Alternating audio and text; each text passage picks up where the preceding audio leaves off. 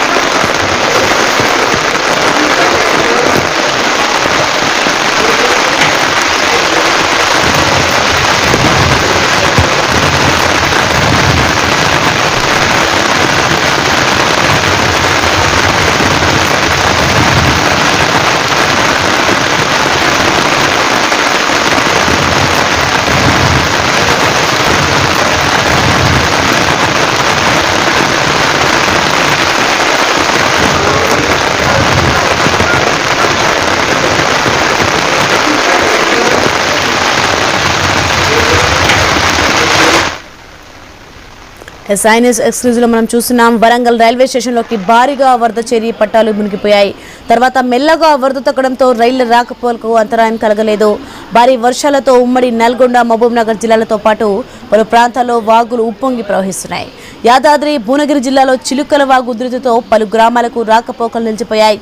ఉమ్మడి వరంగల్ జిల్లాలో సింగరేణి ఓపెన్ కాస్ట్లో బొగ్గు ఉత్పత్తి నిలిచిపోయింది.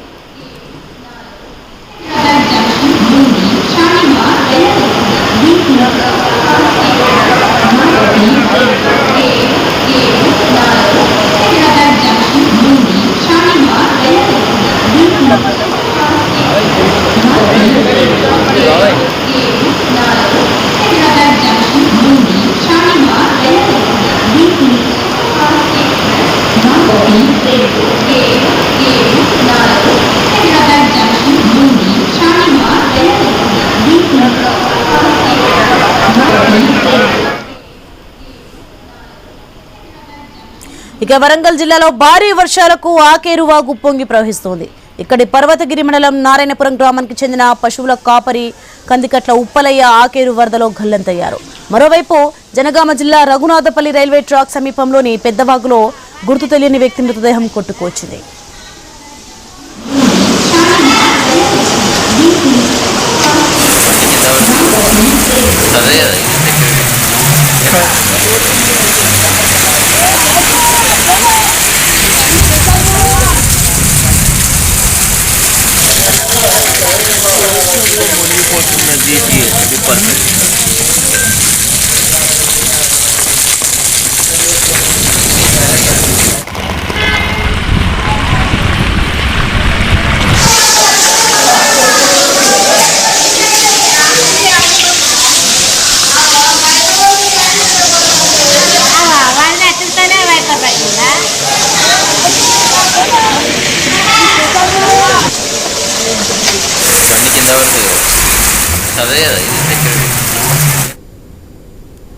రైట్, ఇది అంశానికి సంబంధించి మరింత సమాచారం మా ప్రతినిధి ప్రశాంత్ ఫోన్ లైన్ లో అందిస్తారు వరంగల్ నుంచి. ప్రశాంత్, ఎడతెరిపి లేకుండా కురిసిన భారీ వర్షాలతో వరంగల్ అతలాకుతలమైన దృశ్యాలు మనం చూస్తున్నాం. ఏంటి, ఎలా ఉంది పరిస్థితి అక్కడ?